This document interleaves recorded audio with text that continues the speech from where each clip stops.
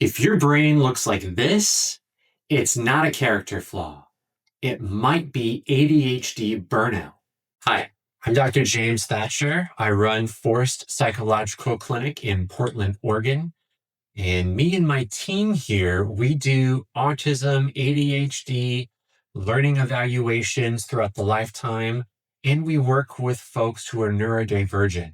And what you'll hear today is solely educational. This is not medical advice. And what it's geared for is kids, teens, young adults, young professionals who feel like their brain has just stalled out. So what is ADHD burnout? ADHD burnout is when demands have outpaced and outrun your brain's regulation capacity for far too long. So what this looks like is constant masking, content switching, perfectionism pressure, and self-criticism can all drain your battery to where even small tasks feel next to impossible. So here's some common triggers that I see in teens and young adults to where ADHD burnout might start popping up.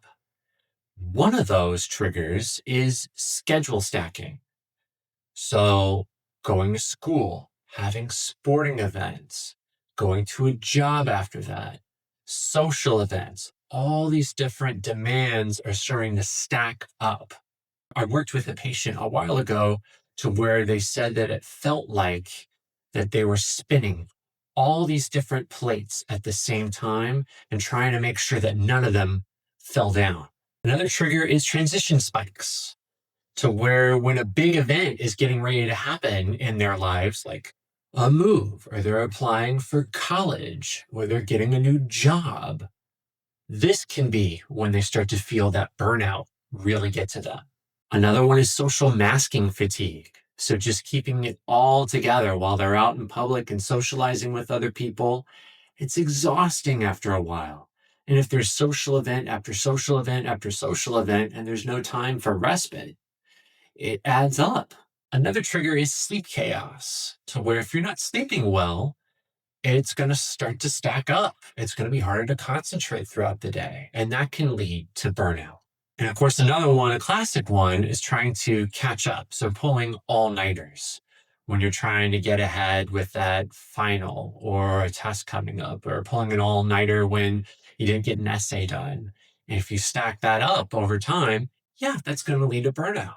So here's some signs to look out for that might indicate that you have ADHD burnout, to where rest doesn't feel restful. You're sitting, you're relaxing, you're trying to take a break, but you still feel fatigued no matter how much you try and rest and relax. Another one is executive paralysis. So you just can't start things. Initiating something, making a decision is too hard. You're extremely indecisive, even with small things. Another sign could be mood flatness, or that you're extra irritable, or that you shut down over even small incidents that normally would not affect you, but for one reason or another, probably because of the burnout, it's affecting you.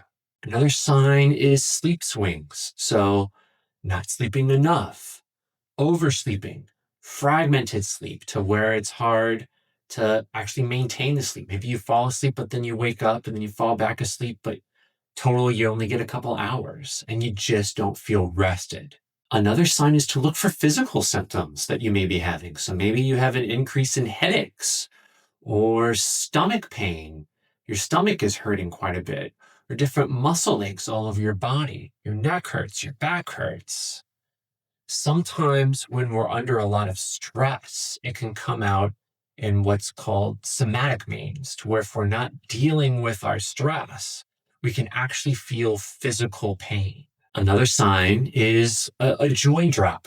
Things that used to bring you joy don't do that anymore. So doing the hobbies that you used to enjoy, going out and playing tennis, going for walks, making model airplanes, whatever it is, now it feels like a chore. Now it feels like you're doing homework. And other signs include that their grades are dropping, or your grades are dropping, attendance is going down, ghosting friends that you were close to.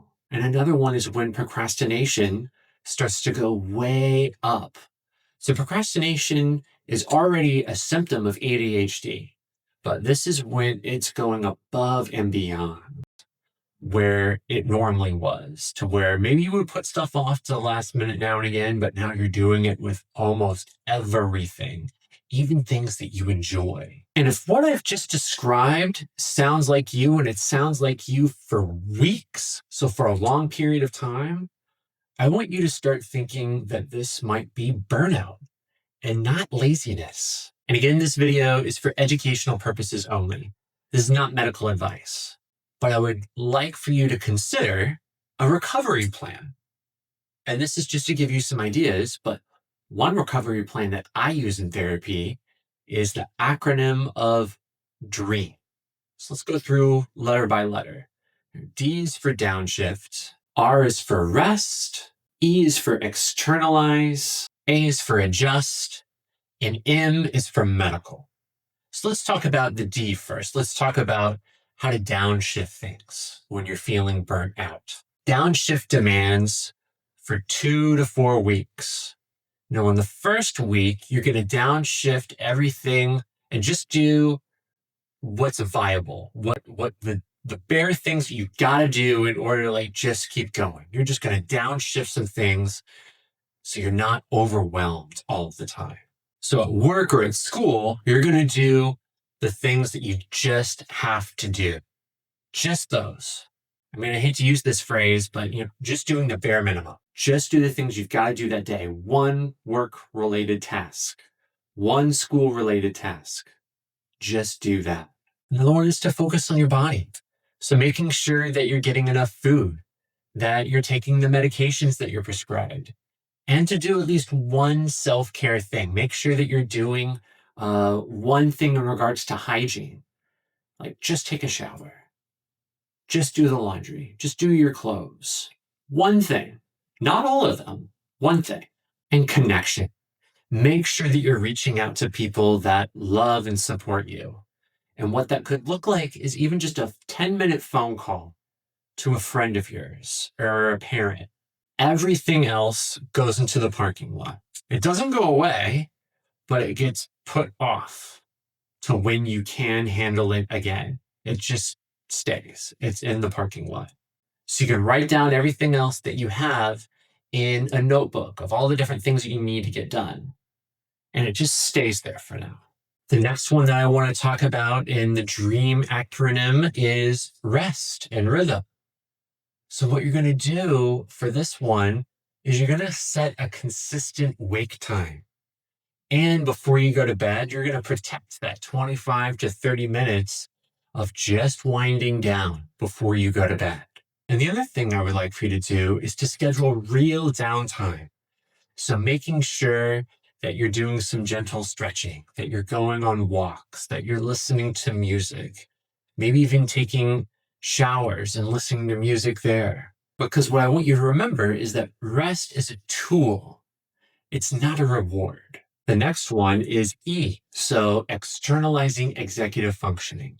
So what this can look like is writing down the different tasks that you need to do. So you can open up your phone, go to the notes, put something in there, put it in your calendars, write it down wherever you need to do, but externalize it. If you're going to do this on the computer, you're going to open up a document. Let's just say this is the computer. You're going to name the file, and then you're going to start to write just a couple of sentences on different things that you need to do, like setting a timer before you need to go to bed to where these 25 minutes are just for me. I'm going to read a book. I'm going to watch a show. I'm going to do something just for me to relax and unwind. Or maybe another thing that you write on there is that you do something called body doubling. So where if you have to study, you make sure that you study around a friend. And another way to use this externalizing executive functioning is to do the 2-minute rule. So where if you can do this task in under 2 minutes, just go ahead and do it and get it out of the way. But if it takes longer than 2 minutes, you write it down, you park it, and you deal with it later. It's written down, it's here, you can always go back to it. This next one is A, adjusting. So you're going to adjust the environment and expectations. And what this can look like is you're reducing what's called switching costs, to where you're switching between too many tasks. Just do one thing at a time. So what that can look like is that you batch your emails. You're sitting down and you're not just writing one email to one person and then doing the dishes and then writing another email and then doing something else.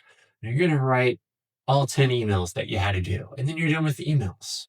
Another one is to silence non-critical alarms. So go on your phone and turn off those alarms and notifications that you really don't need. Having your phone buzz and ring and demand your attention is going to take away from whatever task you were trying to do. If you're trying to study in a low distraction spot, try to stick away from windows. Try to have the TV off. Have it nice and quiet. Or like we talked about before, you can do some body doubling to where you've got a partner there, but in a nice, quiet, calm environment that's not distracting you. And of course, shrinking your goals to where it becomes a visible next step. So taking these overarching huge things to where, oh my gosh, I have this huge project that I have to do, and it's due in 1 week and I haven't done anything about it. Shrink it down to the most viable step that you can do. I've got this huge project. Let me write up a 1-page outline of the things that I've got to do. Or let me just start looking up some research articles and seeing how that can fit in to how this project looks. Another adjustment that you can look for is school supports. So you can go and talk to the school counselor about getting extensions on things, on how to get extra support. So what this could look like if you're in kindergarten through high school is either a 504 plan or something that's called an IEP, Individualized Education Plan. If you're in college, then going to the Student Disabilities Office and asking for some accommodations. And some different things to ask for is some breaks during exams, or even taking your exams in a reduced distraction environment. So being able to leave the classroom and go somewhere quiet. And the last letter in the DREAM acronym is medical, or a mental health check. So what you can do in this one is to go to your prescriber and see if there's any adjusting that you can do on the timing of when you take your dose or the dosage itself. Have them screen for any sleep disorders or any iron or thyroid issues that might be going on and contributing to this burnout. Also looking at other issues that could be going alongside of it, like anxiety and depression. It's very common to have a lot of anxiety and depression and be going through burnout. And of course, therapy. It can help you rebuild the routines that you had and challenge that thought of, well, I'm just lazy, or I deserve this. No, you don't. There's a way out. There's a way to get through this. And if you make it all the way through this and you're starting and you're feeling like you're on your way to recovery, start going week by week. Start re-engaging week by week. So week 1 could be that you're still just doing the viable things that you need to get done, but you're taking a little bit extra time. You're doing a couple of extra tasks here and there, 10, 15 minutes, just to reintroduce yourself and your mind to getting back to the way things were. Week 2 could be adding another work or study block that's going on and making sure that you're keeping your sleep-wake cycle consistent and the same. Week 3 could be reintroducing some sort of activity that brings you joy. So making sure that you play a board game, if that's what you were into, or doing art again, or playing that instrument that you've been putting off doing. Finding something that brings you pleasure. And week 4 could be that you start expanding your schedule. But that's only if you feel like your energy has stayed level for the past 7 days. And I want you to keep in mind to where if you feel like you crash out again, you're doing all of these things and your energy just still collapses after all this work, don't take that as a failure. Take that as information. Take that as data to where you didn't fall all the way back down to where you were. You just took one step back. Now you know more about yourself. Now you have more information and you're going to be more informed to take another step forward. So now let's go over some prevention quick tips. So this is going to help prevent you from going into burnout. Make sure that you're budgeting your energy. Don't do two big giant tasks right next to each other. Space it out. Do that big project, take a break with some smaller project or something else that brings you joy or pleasure, and then tackle that other big project some other time. Automate where it's possible. Set reminders. Write it down on a calendar. Make sure that you're getting the notifications to, oh, yeah, that's right. I need to take my medication. Oh, yeah, that's right. I have a date with a friend. Go out and enjoy it. Another burnout prevention tip is to say no early. If you're already getting overwhelmed, saying yes to different social engagements or tasks or things like that is just going to pile on. No is an answer. It's okay to say, no, I cannot do that right now. And make sure to keep one joy-filled activity in your life to where you can get that dopamine hit. You can get that pleasure. Whatever that is, make sure that you make time for that. Again, maybe it's art. Maybe it's playing an instrument. Maybe it's seeing, one of your best friends. Making time for that and getting that dopamine hit on a regular basis. This video helped you. Please hit like and subscribe. Also, feel free to send it to someone who's running on fumes. And leave a comment down below. Which part of the DREAM acronym are you going to try first? And also make sure that you stick around because I make other videos just like this. And here's one right here. Go ahead and check it out. Bye.